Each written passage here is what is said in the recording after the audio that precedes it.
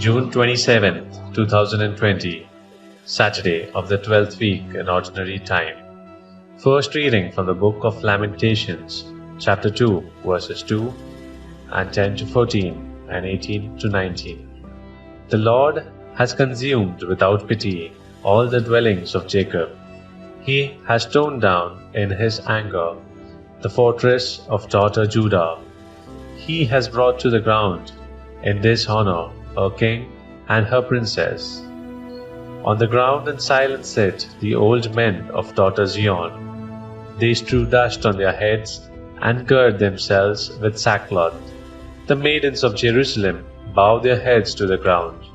Worn out from weeping are my eyes. Within me all is in ferment. My gall is poured out on the ground because of the downfall of the daughter of my people. As child and infant faint away in the open spaces of the town. In vain they ask their mothers, "Where is the grain?" as they faint away like the wounded in the streets of the city, and breathe their last in their mother's arms. To what can I liken or compare you, O daughter Jerusalem? What example can I show you for your comfort, virgin daughter of Zion? For great as the sea is your downfall. Who can heal you? Your prophets had for you false and piteous visions. They did not lay bare your guilt to avert your fate. They beheld for you in vision false and misleading portents. Crying out to the Lord, "Mourn, O daughter Zion. Let your tears flow like a torrent day and night. Let there be no respite for you, no repose for your eyes. Rise up, shrill in the night, at the beginning of every watch. Pour out your heart like water in the presence of the Lord. Lift up your hands to Him for the lives of your little ones who faint from hunger at the corner of every street." The word of the Lord. Thanks be to God. Responsorial Psalm. Psalms chapter 74. Lord, forget not the souls of your poor ones. Lord, forget not the souls of your poor ones. A reading from the Holy Gospel according to Matthew, chapter 8, verses 5 to 17.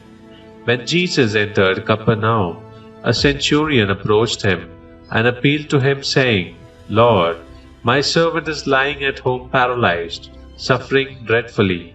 He said to him, "I will come and cure him." The centurion said in reply, "Lord, I am not worthy to have you enter under my roof. Only say the word, and my servant will be healed. For I too am a man subject to authority, with soldiers subject to me. And I say to one, 'Go,' and he goes, and to another, 'Come here,' and he comes. And to my slave, 'Do this,' and he does it." When Jesus heard this, he was amazed and said to those following him, "Amen, I say to you, in no one in Israel have I found such faith.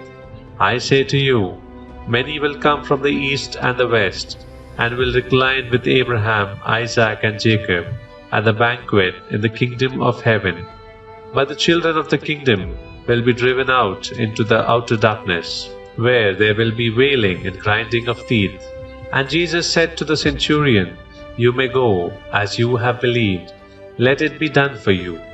And at that very hour his servant was healed. Jesus entered the house of Peter and saw his mother-in-law lying in bed with a fever. He touched her hand, the fever left her, and she rose and waited on him. When it was evening, they brought him many who were possessed with demons, and he drove out the spirits by a word and cured all the sick, to fulfill what had been said by Isaiah the prophet. He took away our infirmities and bore our diseases. The Gospel of the Lord. Praise to you, Lord Jesus Christ.